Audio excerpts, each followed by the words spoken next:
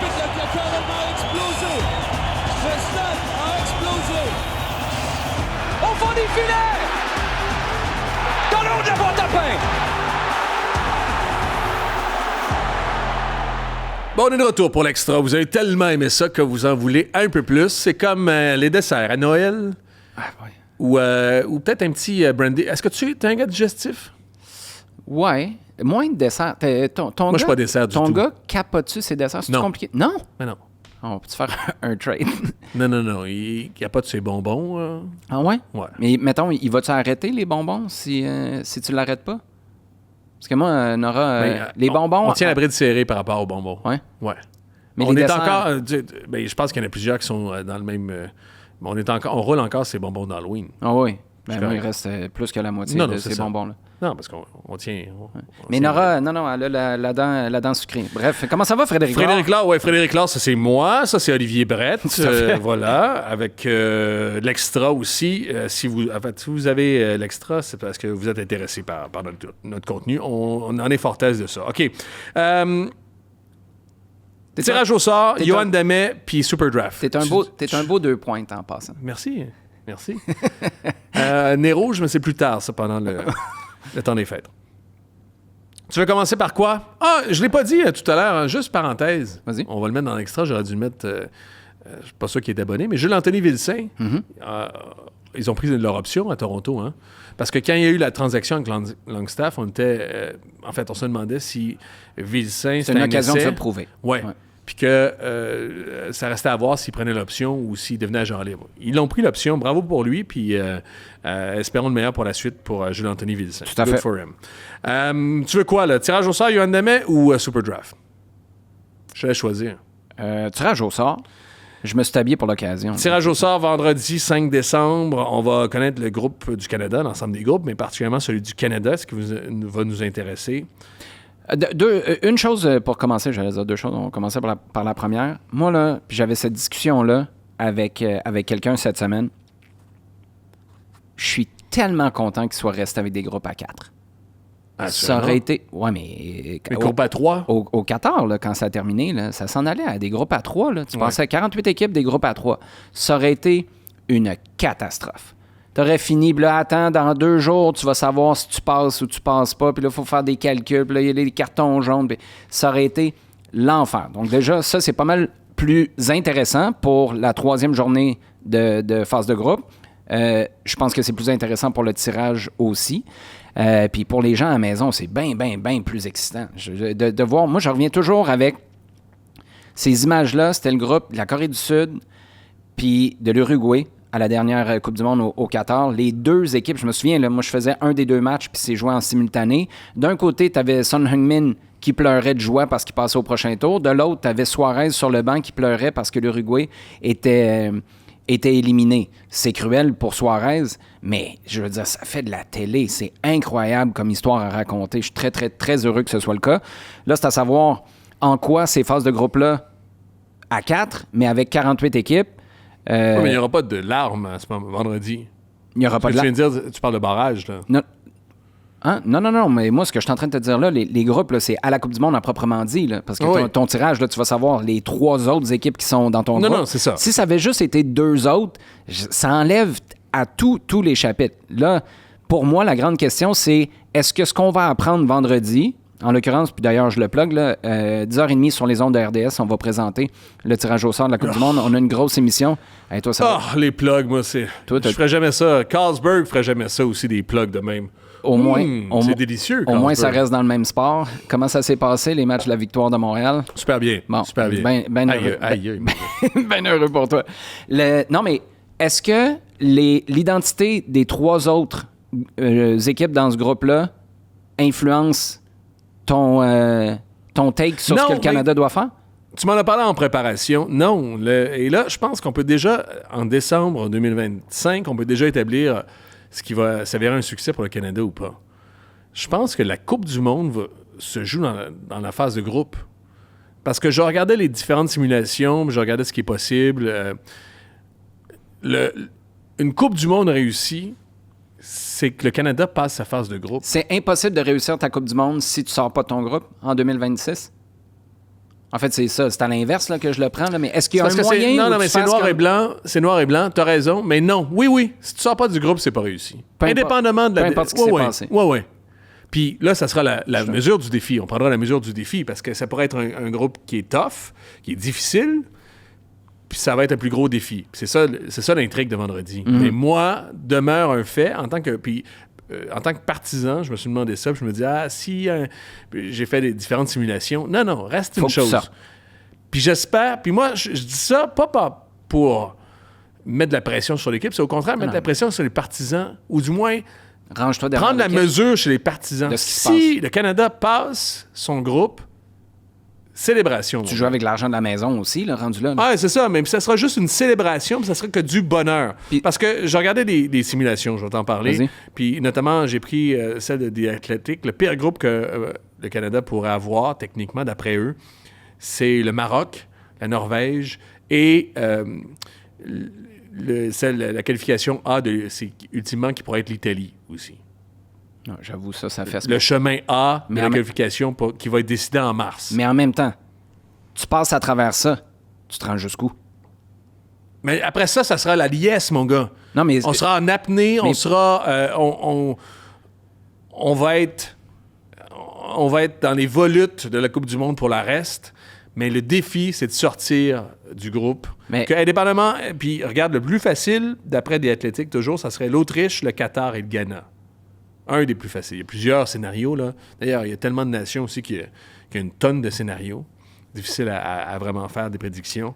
Mais voilà, c'est juste ça que je veux retenir. Puis c'est pas contre les partisans ou c'est pas pour mettre de la pression sur Jesse Marsh et la sélection canadienne. Au contraire, c'est pour, en tant que partisan, prendre la mesure si jamais le Canada sort de son groupe, ce qui est fort probable, il va falloir le célébrer un peu comme si on avait gagné la Coupe du Monde. Quand Jesse Marsh dit des mois et des mois avant le tirage, ça veut dire qu'il y va à l'aveugle.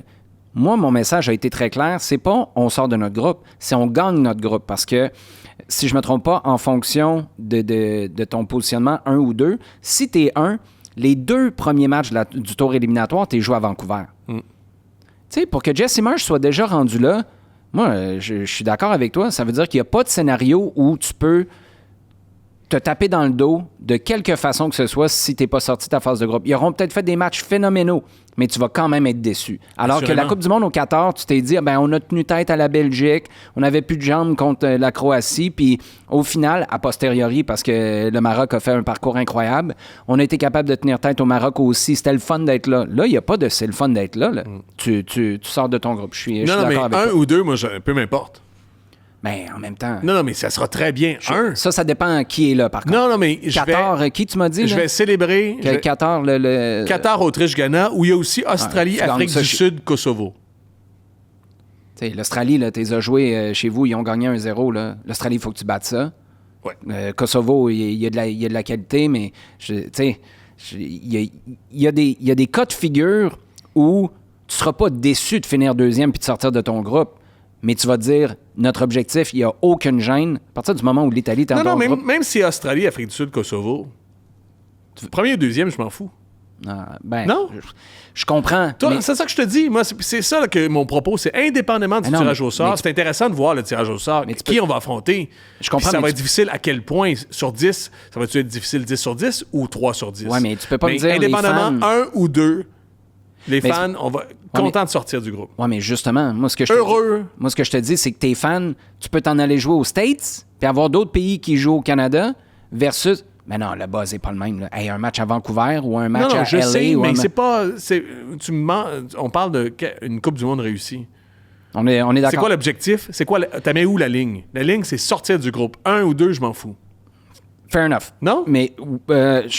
Parce que toi, tu tends sur il faudrait être 1 pour aller jouer à Vancouver. Non. Moi, ce que je te dis, c'est que en fonction...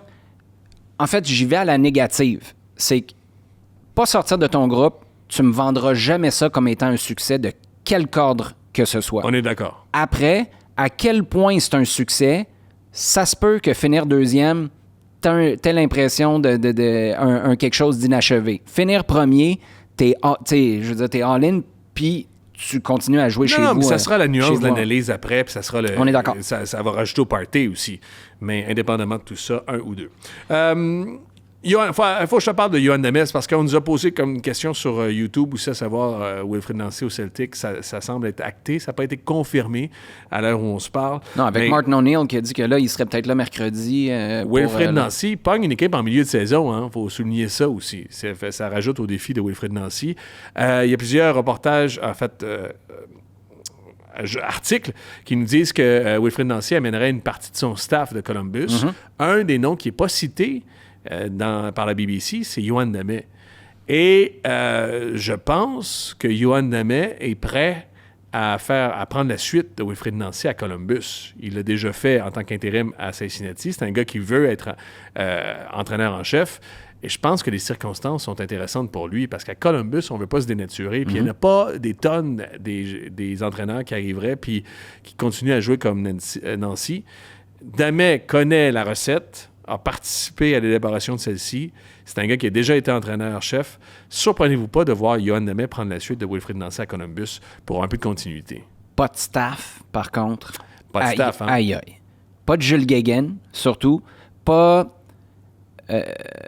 de la matière grise de Kwame Ampadu, qui est, je pense, un des ingrédients les plus sous-estimés de ce staff-là de Wilfried Nancy, parce que c'est un gars qui est capable de mettre son poing sur la table puis de ramener des kids à l'ordre, mais en même temps d'être le grand frère ou le mononcle un peu funny aussi.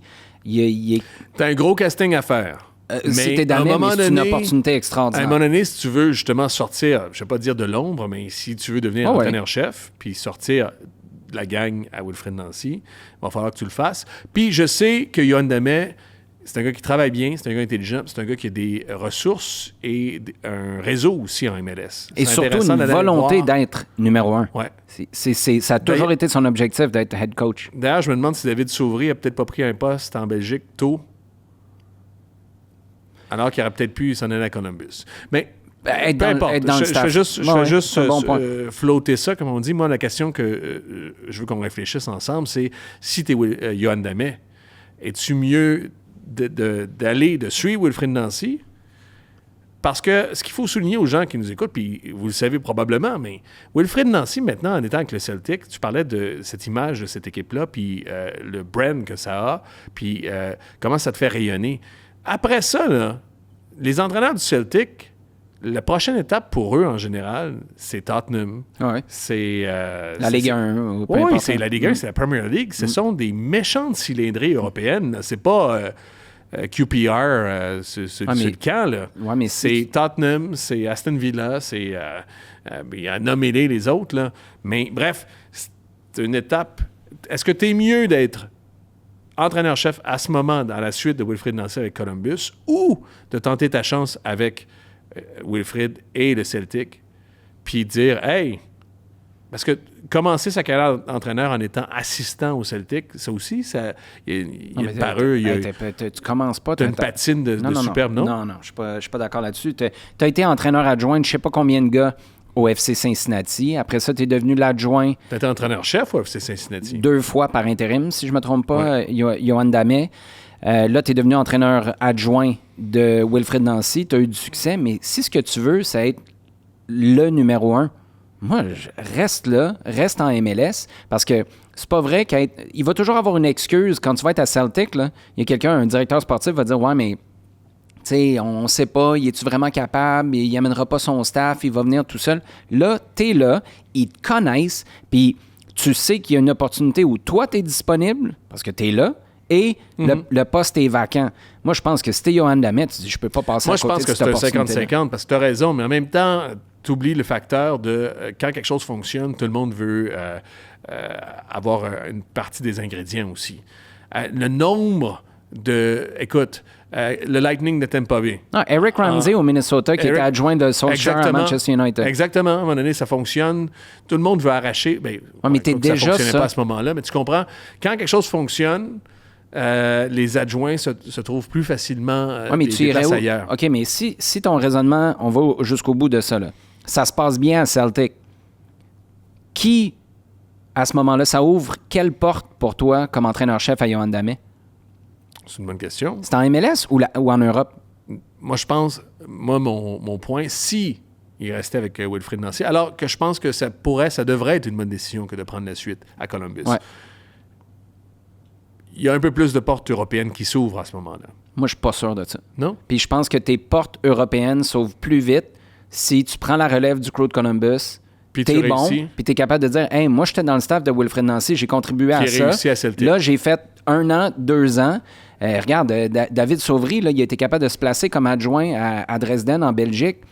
C'est-tu sa feuille de route? C'est-tu sa feuille de route avec C'est son excellent travail avec Hernan Losada. Non, mais no joke, là. Puis on est 2 fans de David Sauvry, là. C'est pas un jab. À un moment donné, c'est comment tu te plugues puis le timing des choses. Je pense que le timing en ce moment pour un gars, puis je le répète, qui veut être entraîneur-chef, tu peux pas passer à côté de ça. À Columbus, où tout le monde dit les installations, le club, l'organisation, depuis que Bezbatchenko est parti, c'est peut-être un peu différent. Là. D'ailleurs, je serais curieux de savoir. D'ailleurs, ils ont fini 7e l'an dernier. Ben, c'est une belle opportunité parce qu'ils ont sous-produit cette année. C'est ça. T'as encore ce qui reste. Parce qu'il y a une tonne de blessures. On a parlé de Gazdag qui ne fonctionnait pas.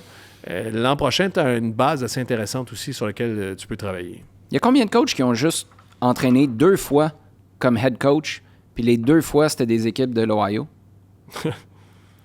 Ça, c'est un peu space pareil. J'ai hâte de voir comment il va être accueilli à Cincinnati le jour où Yann Demé prend la job d'entraîneur-chef avec le crew de Columbus. On finit-tu là-dessus sur le Super Draft Je pensais 2026? que tu voulais me parler de tes visites pour écouter du violoncelle dans la prochaine semaine. Ou...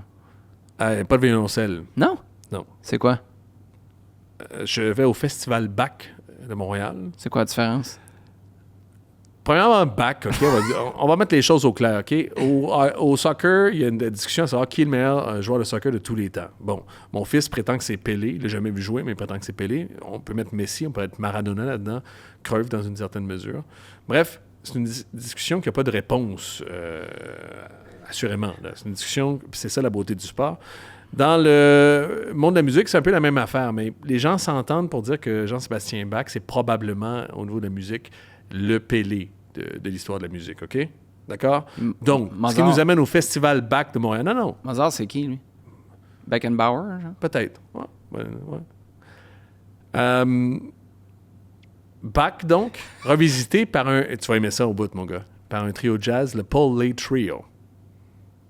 C'est un trio piano, violoncelle, batterie, mon gars, qui vont jouer du Bach en jazz. On va au keg avant. En même temps. Après ça, on va sûrement prendre des shooters après. Puis, vu qu'on est un peu plus vieux, on se couche à l'entracte. Ça va dépendre de ce que la vie nous amène, parce qu'on a des enfants en général. Là, mais les bros, on va prendre un gros souper. On va écouter du Bach en jazz. On se torche. Puis on retourne à la maison. Puis le lendemain matin, on lève les enfants, puis on va au travail. Le gars qui joue de la batterie dans ce band-là, là, il s'est-tu genre vraiment souvent fait dire par ses parents joue moins fort, puis c'est ça qui l'a amené à jouer du Bach? Ou... Non. Le Paul Lay Trio, je te ferai écouter c'est un beau petit trio de jazz. Écoute. Festival Bach. D'ailleurs, ça devrait être des commanditaires. Le nombre de fois que j'ai mentionné... Y a-tu quelqu'un dans le monde des médias québécois qui a mentionné plus souvent que moi? Même je défierais les chroniqueurs culturels d'un peu partout, là, plus souvent le Festival Bach de Montréal que moi. Frédéric... Je peux pas croire que je paye encore mes billets. Fred Petrovski. OK, ben, je suis willing d'écouter 1 ou 2 tonnes si tu déballes le vinyle de Parachutes. Oui, non, je prépare. Tu sais quoi, je veux juste écouter en vinyle en parlant de ça parce que je veux pas fucker mon algorithme. Je veux pas qu'il me propose plus de chansons de Coldplay. Bon. Non, mais Super Draft, il va avoir... écoute... Il y a 2 choses, parce que j'ai beaucoup pensé à la construction de l'effectif. D'abord, juste... Du CF Montréal? Oui, du CF Montréal. Dante Sealy, là... Ouais. Parce que je me suis estiné sur Twitter avec Patrice Bernier à savoir Christian Espinoza, tu le prendrais-tu avec Montréal? Je faisais, oui, on le prendrait, là. Mais on a déjà Sinchuk puis Sealy à droite. Sinchuk, on s'entend qu'il va commencer. Sealy, par la force des choses, mathématiques, oui. Mm-hmm. Donc, il va régresser, statistiquement parlant. Es-tu prêt à... Non. Puis c'est plate ce que je vais te répondre, mais confirme-moi que la préparation physique est top puis que personne tombe au combat, puis je te donnerai un oui plus que non. Fait que OK. Tu te dis... T'as aucune chance de savoir. Là. Puis tu veux le garder en backup. Ben, tu vois. Oui, c'est une... Mais ça te prend quelqu'un en backup. Si tu es obligé d'être lui, peut-être pas. Moi, je t'ai dit, si... mais c'est la complexité du dossier. C'est que tu le vends-tu, tu vas-tu le faire pendant qu'il est chaud, parce qu'il va probablement, si tout fonctionne comme prévu, il va régresser. Parce qu'il va moins jouer, parce que c'est Sintchuk qui va jouer. Ouais, mais... Je suis le premier à dire qu'il y a de la place pour bien du monde aussi. Dans une équipe, c'est pas 11 joueurs, puis... Sintchuk, là, basé sur sa santé l'an dernier, lui, il va enchaîner 34 matchs, là, puis il va être appelé par non, mais il va son équipe commencer nationale. Ouais, mais... Moi, le calendrier va être chargé. Oui, mais quand l'équipe nationale va l'appeler... Ouais. Trinidad et Tobago va aussi appeler Dante City. Ouais, c'est pas tout le temps les mêmes fenêtres exactement, par contre, si je ne me trompe pas. Là, on va voir, il tombe dans quel... Trinidad et Tobago ne fait pas la Coupe du Monde. L'Ukraine est encore en lice. Mais en tout cas, peu importe. Moi, là où je veux en venir, c'est que c'est de la compétition. Là. Sinon, tu es en train de dire quoi? Moi, la seule alternative où je te dis débarrasse-toi de Dante City, j'ai pas de problème, c'est... Il y a deux facteurs. Tu considères qu'il est proche de son plafond, puis tu te dis, c'est là, tu sais, il est au top de ce qu'il va valoir avec nous, de 1, et ou de 2. Le gars qu'on va chercher, il a 27, 28, 29 ans, puis il a une plus-value d'expérience de leadership, puis il va comprendre que il faut qu'il se batte pour cette place-là, puis que la pépite pour laquelle tu as payé des millions l'an dernier, c'est Sintchuk, puis toi, il faut que tu justifies de voler sa place. Mais je pense que Dante City, ils sont trop près dans le profil pour que ce soit ça en ce moment. L'autre question, on est dans le bunker du CF Montréal à se poser des questions sur l'effectif. Tu l'échanges-tu ton troisième choix au total du Super Draft ou pas? Parce qu'il y a deux façons. T'as été poche au Super Draft, t'as jamais trouvé personne. T'as jamais trouvé personne. C'est un peu dur, là, mais... Juste le fait que j'ai passé 4 secondes là, à chercher. Puis t'en trouveras pas. Ça, je suis pas prêt à dire ça. Là. J'ai hâte de voir. T'as alloué quoi comme ressource à ça cette année? Non, mais c'est... Non. OK, mais ça, toi, tu te bases sur l'historique. Là. Non, mais c'est ça. T'es pas Orlando. Non, mais c'est possible, mais il y a aussi une possibilité de frapper un coup de circuit. Cette possibilité-là, j'achiffre à 5 %. Tu viens de sortir ça de ton... Non, parce que j'ai fait les 4 derniers. J'ai fait les 4 derniers. Là. Super Draft l'an dernier, notamment en 2025. OK? Il y en a 22 sur 90 qui ont signé des contrats pro. Ouais. Juste signé, là. Ouais. Ça veut pas dire qu'ils ont joué. Adedokun a signé avec Montréal. Ouais. Il est où, là? Tu sais, l'an dernier, là, il y a 5 joueurs qui ont joué des minutes significatives. C'est arbitraire, là, mais je t'ai nomme. Manu Dua, le premier choix au total, qui était bon, mais en même temps, San Diego ont été top parce qu'au 24e rang, ils ont pris Ian Pilcher, qui a joué aussi, mais au 24e. Les autres, c'est Tate Johnson, 15e à Toronto, à Vancouver, pardon, puis Jean Gerbet à Orlando. Mais Orlando surproduit là-dedans. Ils surproduisent. À ce stade-ci, tu peux pas dire qu'ils surproduisent. Ils sont on the money. Non, mais c'est de loin la meilleure. Ouais.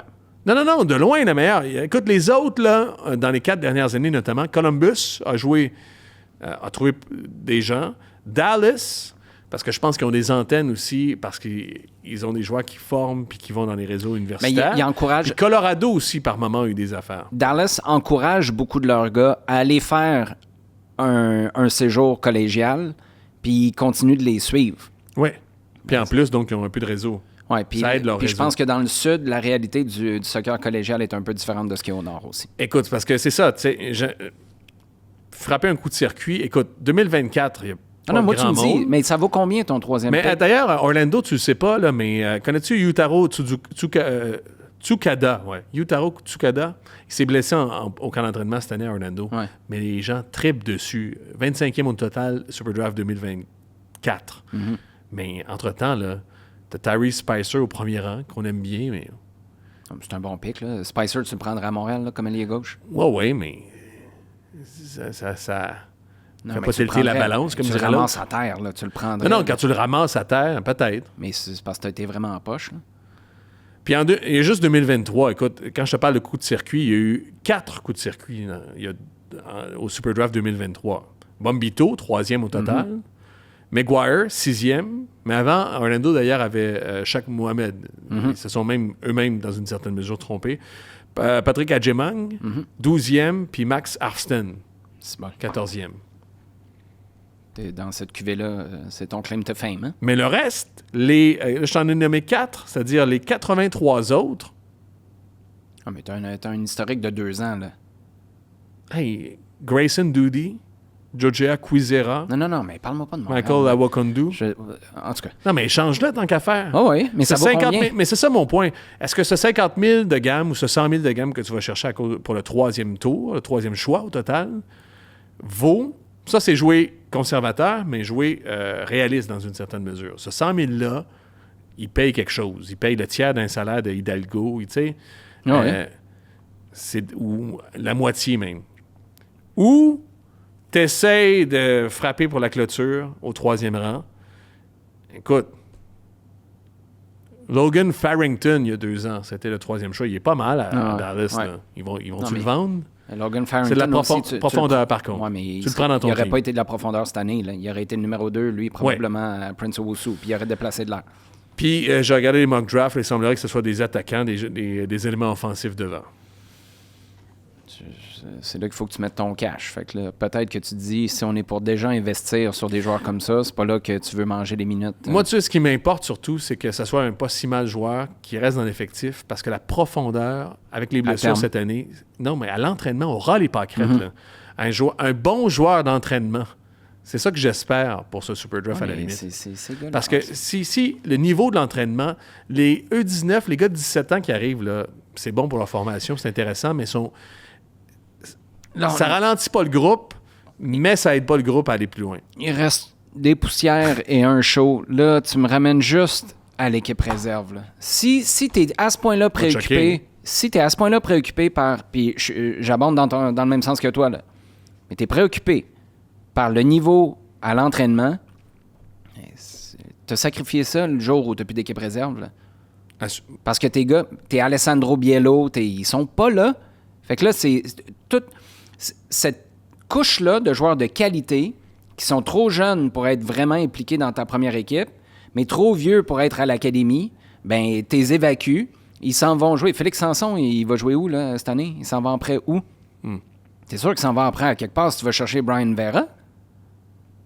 Et bien, on se reparle l'année prochaine à la même date. Puis moi, tu me connais, là, je suis assez optimiste dans la vie, mais pour ça, écoute, là, à un moment donné, c'est d'essayer de concevoir un futur qui fait abstraction totale du passé. C'est une équipe réserve. Là, tout allait bien. J'avais mon gilet de Noël. J'avais les décorations. Là, tu parlais de ton gilet de Noël avant de partir. Non, hein, mais, ça moi, ça rendre de meilleure humeur. C'est bravo pour les... Non, mais tu sais que ça fait juste changer le setting, ça. Ouais, ça a changé? Vas-y encore.